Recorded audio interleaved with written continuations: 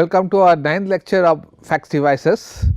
Today we shall continue with the PWM techniques for the multi-level inverter. So, we were discussing on previous class with the level shifted PWM. So, what is level shifted PWM? The device, the basic features of the level shifted PWM is that the device switching frequency is obtained by multiplying the number of getting pulses per cycle by the frequency of the modulating wave. Moreover, the device switching frequency is not same for devices in a different bridge configuration. So, this is one of the disadvantage of it. The duty cycle of the actually RMS current rating and all those things will be different for the different switches of the H bridge. And output voltage of the H bridge, this H12 and H3 all are different, and in level shifted PWM the device switching frequency is not equal for the carrier frequency.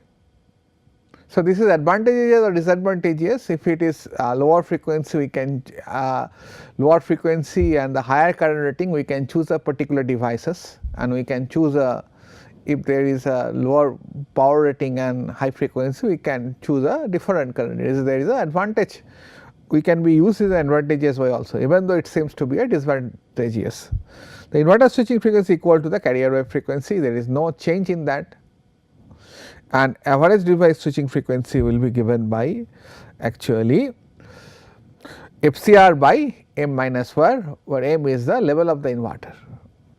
Now, let us see that what happened in case of the side bands, and we can see that this is basically the neutral point or the phase voltage, and this is basically the line voltage, and it is been basically approximated by it is the ratio of VAN by VD. So, the dominant harmonics, it can be seen that VAN, that is a neutral voltage, and will appear in a sideband centered around MF. So, you will get the THD and around of basically 18.6%, quite high PWM, quite high THD, and in this case you will find that it is harbored around here, here, here. We have chosen the value of the MF in this case as 60. For example, if you are operating at a 50 kilohertz normal power supply frequency, 60 times is 3 kilohertz is your switching frequency. So, what happened here? The inverter phase voltage contains a triplet harmonic, though it will not be reflected to your line harmonics, and such MF and such as MF, this is for this is an MF plus minus 6, with MF being a dominating harmonic, or the triplet harmonics are absent in the line voltage AB. It is quite clear. Now, what are the actually takeaway from this actually level shifted PWM? Conduction time of these devices are not continuous and it is distributed among the switches. So, thermal rating of these devices can be improved. So, we can use optimally their thermal rating. Switches, and so for this reason the second conclusion comes, switch devices and the average power handled by the each switch module are not evenly distributed. This is one of the disadvantage of it, and we require to manage as much as possible by the control logic, and it causes current distortion at the input side, that is not also advantageous, because you know that the MF plus minus 6 is present into the harmonic, and to evenly distributed switching and the conduction loss, the switching pattern should be rotated among the H bridge cell. That is something you require to manipulate with the control strategy. So, first of all you try to spread more amount of current through a particular H bridge, and maybe after 2 cycles later this sequence may change, and accordingly actually you will find that you will distribute the switching losses or the device rating among all the H bits connected in series. So, this is the sideband PWM with even power distribution. See that, please try to understand it. The problem of uneven power distributions in this line shifted PWM is solved by alternating phase shift carrier of each module, and the rotational levels are performed separately for positive as well as the negative carrier. See that here, this is the carrier wave.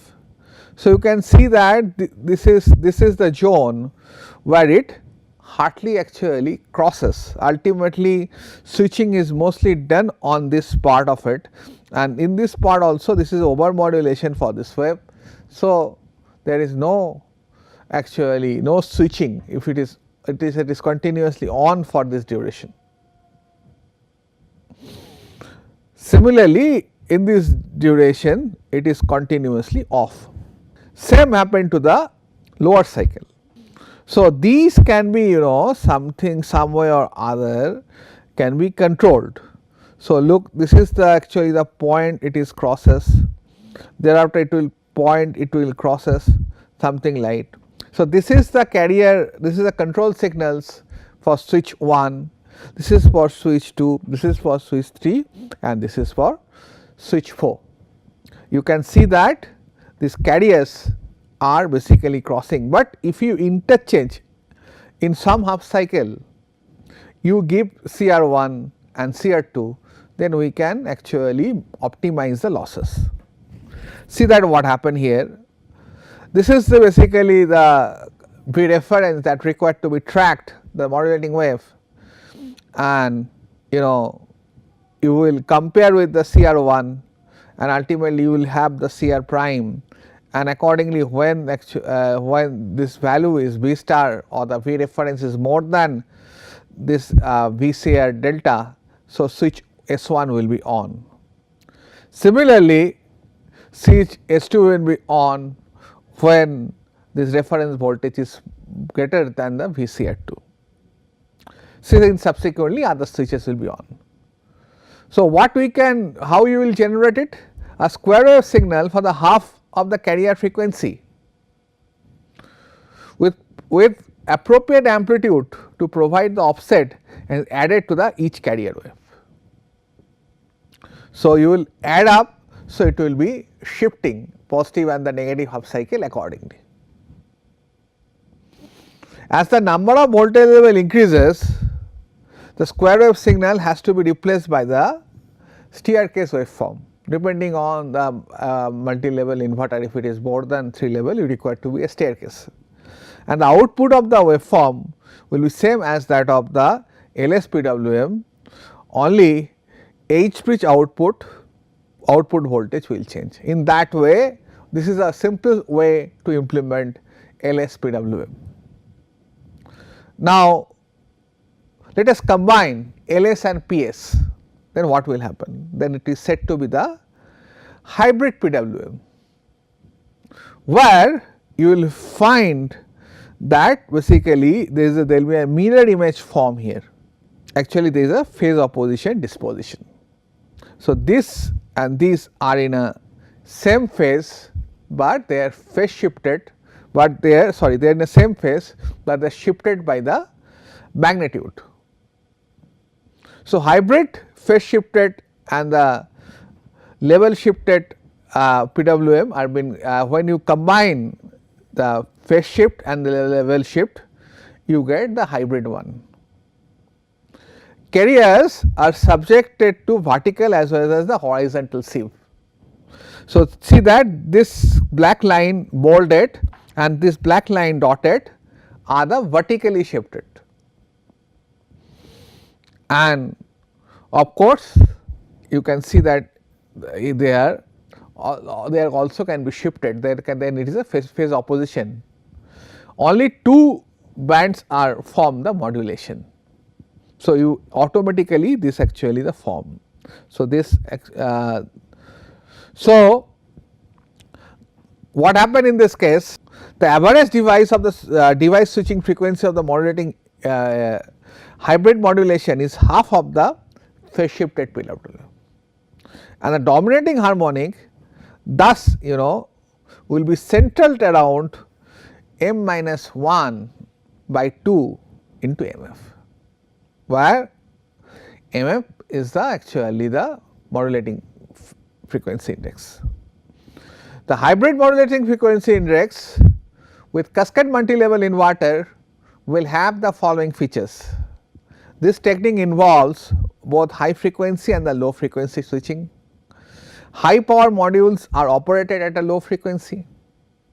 To reduce the switching loss, we can choose a higher power device with reduced switching loss, where its switching frequency will be less, because you know that most of the cases are IGBT, having current rail. So, if the rating of the IGBT is more, then its switching frequency has been reduced. Low power module is controlled by the unipolar PWM. So, this is a very simplest way to implement it, what you have studied in the 2-level inverter. This method is only feasible if DC link voltage of the higher power modules are the integer multiple of the small one. So, we have to, so if you put 40, another you require to put 80 and so on, something like that, and this kind of application is highly feasible in case of the solar inverter. Solar inverter, you can actually have a parallel, you can have a separate strings, and string size of the module can be changed by these equations, and thus it is actually a perfect fit with this control strategy. Moreover, this 3 module inverter having, this is the reasons V3 should be less than to V1 V2, and again V2 should be less than equal to 2 V1. In that way, actually we require to make this, consider this constraint to be satisfied. So, V3 should be greater than V2, it should be greater than V1. So, how you will do that? As I told you, in square wave you will have a actually steps kind of waveform. So, you will have a V3. So, from there you have a control logic, it is something hysteresis loop in x axis. So, you will then thus you will have a VA3, and VA3 actually will be subtracted from V3, and thus you get a VA2, and VA2 again will have a hysteresis loop in a control cell. Same way it will generate VA2, and again you will have this control cell, and ultimately you will get this VA1, and VAN will be summation of all the 3 voltages VA3, VA2 and VA1. If there are 3 power module, so this is the logic. So, plus minus H3 should be equal to VA1 plus VA2, and H2 should be equal to plus minus VA1, something like that. Now, see that hybrid PWM modulation. As we have discussed, the power output voltage VAN should be VA1, VA2 and VA3. So, see that this one is actually, this should be the ultimate modulation waveform, and this one is your VA3, and you require to generate also VA2, and this blue one is VA2, and this one is VA2. So, this difference of the steps kind of waveform is basically V2 minus VA3. Similarly, and you will find that there is a less ripple. Here power handling, this device will hold a maximum power handling, and this is the middleman in the road, and you can see that there is a ripple. So, it has to handle also the middle of the switching frequency. Same way VA1 you will find that it is different, thus it has to track this actually the error voltages and which will be high frequency. For this reason it is a low power device with the high frequency, it will be exactly fitting this application. So, thus ultimately you will get actually this kind of waveform in voltage and which can be eliminated with the help of actually low pass filter. Now, we have discussed different kind of PWM technique. Now, let us discuss the same PWM, same space vector modulation technique which we have discussed in case of PWM, in case of the 2 level, and we just extend it to the 3 level. We considered actually plus and minus there or 0 and 1 there, and here since actually we have 2 upper leg is short, then switch is short, we will say that this state as P. And when it is actually we have realized, please recall this actually this 3 level inverter with a triple throw single pole switch. So, when this switch is connected at this position and this is the midpoint of the capacitor and this is the point, when it is connected this position, then what happened? Then actually it is connected to the P. When this switch is connected this position, we say that it is connected to 0 or O position, and similarly when it is connected to the lower of the DC voltage, we will say that it is connected to the N. Now, since it has a 2 combinations, since there is a 2 switching combinations for a leg 1 and 0. So, there is a possibility of the 8 state 0 0 0 to 1 1 0 0 to 1 1. Now, in this case you will have actually 27 state. Now, among this state we shall see that few will generate the null vector and total 18 state will be there. And so, in that in case of the 2 level inverter for the SPWM, you know that actually 0 0 0 and 1 1 1 will give you the null vector. But here you will find many combination of it to generate null vector. So, you have a more redundancy with the switches and thus gives you more flexibility and the reliability. And what you require to do? We require to find out the relationship between the switching state and their corresponding space vectors. The same procedure we have used for the 2 level inverter. So, let us whatever we have discussed in the 2 level, same thing is applicable here. Based on their magnitude of the voltage vector can be divided into the 4 groups. One is 0 vector or null vector. So, these are basically when you 0 voltage is applied. So, this is actually all the upper switches is closed or all the middle switches are closed, that is 0 0 0, and all the lower switches are closed. Similarly, there will be small vector, these are V1 to V6 having magnitude, since you know that when we have talked about the decibels voltage, we talked about this actually total voltage is 2 by 3 VDC.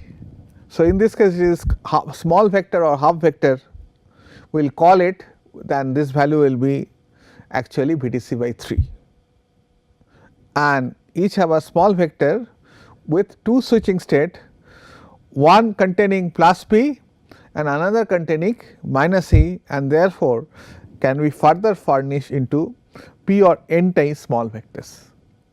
Now, similarly, you have a medium vector, these are called half angle vectors sometimes, and we denote them from 1 to from 7 to 12,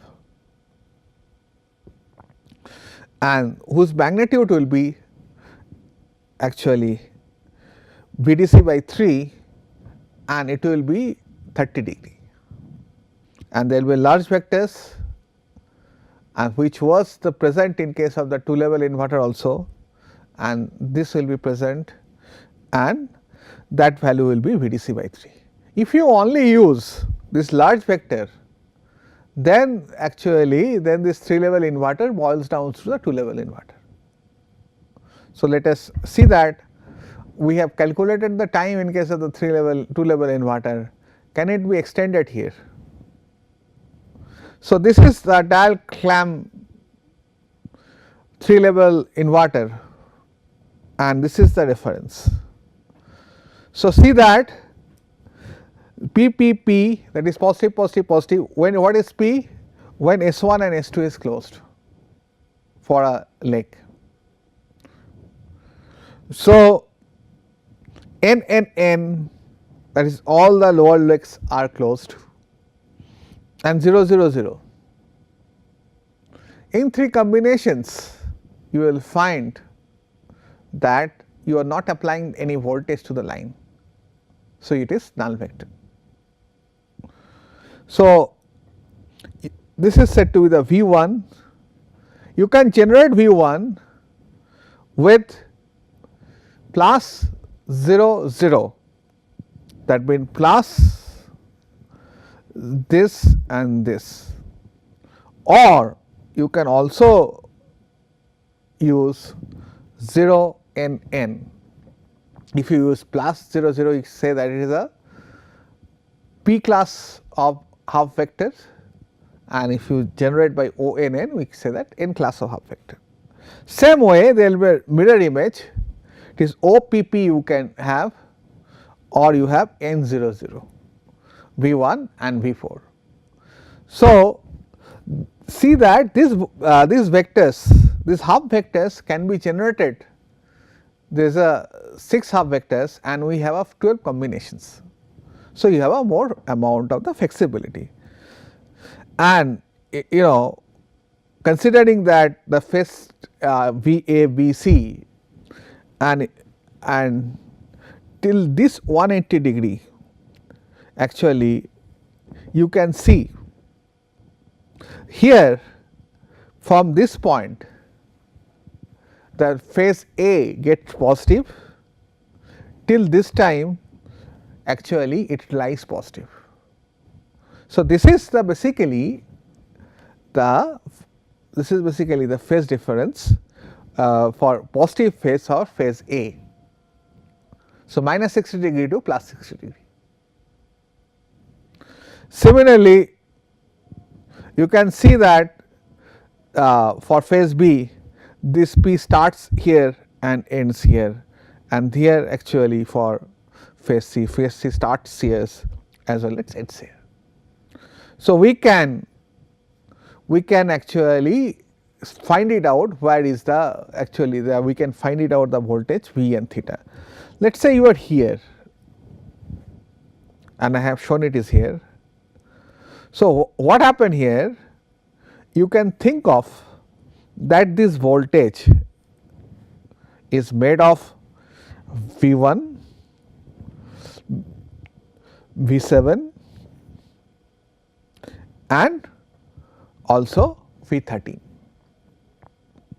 And what we require to do, actually since we can think of that this voltage it is required to you, and let us shift this origin here, and ultimately when you shift this origin here, so and you take this hexagon and you will find that this can be treated as a 2 level inverter, and same calculations what you have done for the 3 level inverter is valid. Same way for this leg also. So, thus let us take out that portion of the triangle and find it out what should be the value of the T1, T2 or in this case actually TA, TB, TS. So, dual time calculations for the neutral point clamp converter is based on the volt second balance. What we have done in case, same thing we have done in case of the 2 level inverter. The reference vector Vref can be synthesized by the nearest 3 stationary vectors. In this case we can see that it is with V1, it is applied for this time TA, with V2 which has been applied for the time TB, and Vc that is equal to Ts, and in between we had a null vector that will be there. So, we require to calculate same way the TA, TB, TC, and thus we require to know that for which time duration what will be applied. And you see that in between how it will work. So, when you apply